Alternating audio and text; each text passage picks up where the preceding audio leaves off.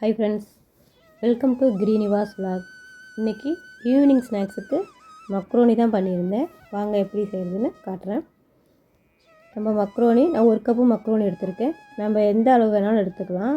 எதில் இருந்தாலும் அந்த கப்பாலேயே 3 கப் தண்ணி சேர்த்துக்கணும். இதுதான் அளவு. நான் 1 கப்பு மக்ரோனி எடுத்திருக்கேன். கடாயில் 3 கப்பு தண்ணி சேர்த்துக்கிறேன். இந்த வீடியோ உங்களுக்கு பிடிச்சிருந்தா லைக் பண்ணுங்கள், கமெண்ட் பண்ணுங்கள், ஷேர் பண்ணுங்கள். மறக்காமல் சேனலை சப்ஸ்கிரைப் பண்ணிடுங்க ஃப்ரெண்ட்ஸ். தண்ணி நல்லா கொதிக்க ஆரம்பிக்கும் போது நம்ம 1 ஸ்பூன் ரீஃபண்ட் ஆயில் சேர்த்துக்கலாம். இது கூடவே கொஞ்சமாக உப்பு, ஏன்னா நம்ம மறுபடியும் வெங்காயம் தக்காளிக்கு உப்பு போடுவோம், அதனால் இதில் கொஞ்சமாக உப்பு சேர்த்துக்கலாம். தண்ணி நல்லா கொதிஞ்சதுக்கப்புறம் நம்ம எடுத்து வச்சுருக்க 1 கப்பு மக்ரோனி இதில் சேர்த்துக்கலாம். எண்ணெய் சேர்க்கும்போது ஒன்றோட ஒன்று ஒட்டாமல் இருக்கும், பிசு பிசுன்னு இல்லாமல் இருக்கும் மக்ரோனி. அதுக்காக தான் எண்ணெய் சேர்க்குறோம். மக்ரோனி சேர்த்து விட்டோன்னா நல்லா ஒரு கிளறி விட்டணும். அப்படியே விட்டுட்டோம்னா கடாய் கடியில் பிடிச்சிக்கும். நல்லா கிளறி விட்டுட்டு ஒரு 10 நிமிஷம் மீடியம் ஹீட்டில் வச்சோம்னா மக்ரோனி நல்லா இது போல் வெந்துடும். வெந்ததுக்கப்புறம் நம்ம தண்ணியை வடிகட்டி எடுத்து வச்சுருவோம். நான் மக்ரோனி செய்கிறது கொஞ்சமாக முட்டைக்கோஸ் கட் பண்ணி வச்சுருக்கேன்.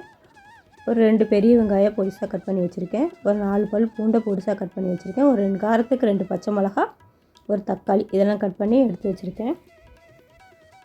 ஒரு கடாயில் தேவையான அளவு எண்ணெய் சேர்த்து, எண்ணெய் சூடானதும் 4 பல் பூண்டை பொடியாக கட் பண்ணி வச்சுருக்கேன். ஃபஸ்ட்டு பூண்டை சேர்த்து நல்லா பொரிச்சுக்கலாம். பூண்டு நல்லா கொஞ்சம் நல்லா பொரிக்கிட்டோம்.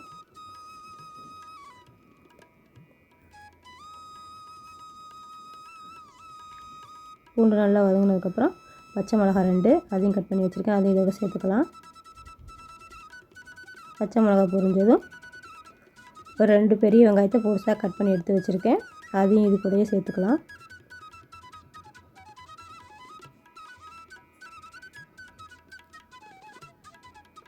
நல்லா வதக்கி விட்டுருவோம்.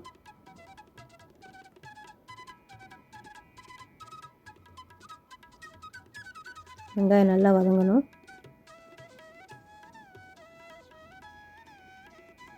வெங்காயம் வதங்கிறதுக்கு கொஞ்சமாக உப்பு சேர்த்து நல்லா வதக்கி விட்டுருவோம்.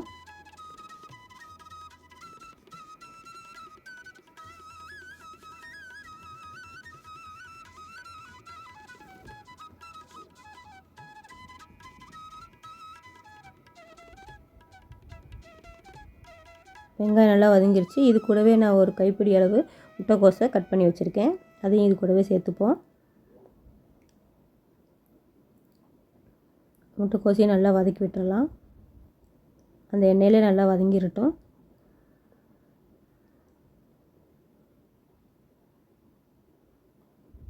முட்டைக்கோஸ் போட்டதுக்கப்புறம் தான் தக்காளி போடணும். முன்னாடியே போட்டோம்னா தக்காளி நல்லா வதங்கிடும், முட்டைக்கோஸ் அப்புறம் வதங்காது. அதுக்காக தான் ஃபஸ்ட்டே முட்டைக்கோஸ் போட்டு கடைசியாக தக்காளி சேர்த்துக்கலாம். தக்காளி நல்லா சேர்த்து வதக்கிப்போம்.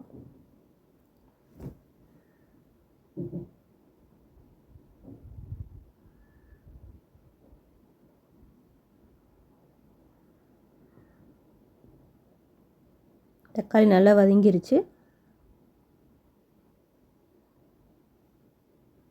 இந்த மாதிரி நல்லா கொலையை வதக்கி எடுத்துப்போம். மக்ரோனி செய்கிறதுக்கு நம்ம காரத்துக்கு 1 ஸ்பூன் மிளகாய்த்தூள், வரமிளகாய்த்தூள் சேர்த்துக்கலாம். ஒரு 1/2 டீஸ்பூன் கரம் மசாலா, அதையும் இதோடு சேர்த்துக்கலாம்.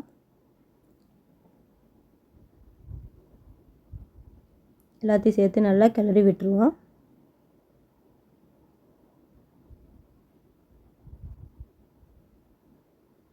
ஒரு 2 நிமிஷம் போல் அப்படியே சிம்மிலே வச்சு வதக்கி விட்டுருவோம், மிளகாத்தூள் வாசம் போகிற வரைக்கும்.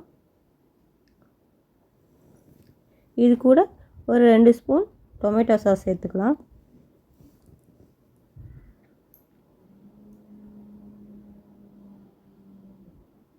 இது கூடவே 1/2 டேபிள் ஸ்பூன் சோயா சாஸ் சேர்த்துக்கலாம். இது ஆப்ஷனல் தான், இருந்தால் சேர்த்துக்கலாம், இல்லை சேர்க்கலனாலும் பரவாயில்ல. எல்லாத்தையும் சேர்த்து நல்லா ஒரு கிளறி விட்டுருவோம். நம்ம வடிகட்டி வச்சுருக்க மக்ரோனி எடுத்து நல்லா சேர்த்து இதோடு சேர்த்து எல்லாத்தையும் கிளறி விட்டுருவோம். எல்லா மசாலாவும் கலர்ற மாதிரி எல்லாத்தையும் சேர்த்து கிண்டி விட்டுருவோம்.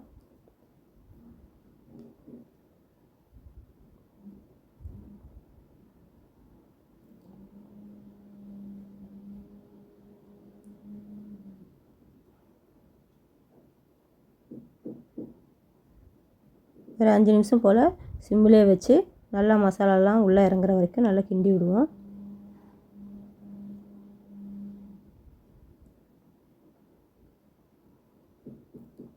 இது கூடவே டேஸ்ட்டுக்காக நான் மேகி மசாலா எடுத்திருக்கேன். 5 ரூபா பாக்கெட். இதில் பாதி சேர்த்தா போதும். இது கொஞ்சம் போட்டோம்னா கொஞ்சம் இன்னும் டேஸ்ட்டாக இருக்கும். அதுக்காக தான். வேணுன்னா சேர்க்கலாம், இல்லைன்னா இதுவே போதுமானது. இது கூடவே நான் கொஞ்சம் பொடியாக கட் பண்ணி வச்சுருக்க கொத்தமல்லி தழை சேர்த்து எல்லாத்தையும் ஒன்றா சேர கிண்டி விட்டுருவோம்.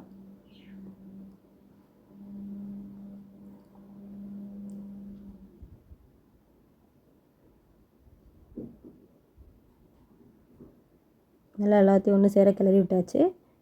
இப்போ சுவையான சங்கு மக்ரோனி ரெடி. நல்லா டேஸ்ட்டாக இருக்கும் சாப்பிட்றதுக்கு. ட்ரை பண்ணி பாருங்கள். அப்படியே வீடியோக்கு ஒரு லைக் கொடுத்துட்டு மறக்காமல் சப்ஸ்கிரைப் பண்ணிடுங்க ஃப்ரெண்ட்ஸ். தேங்க்யூ.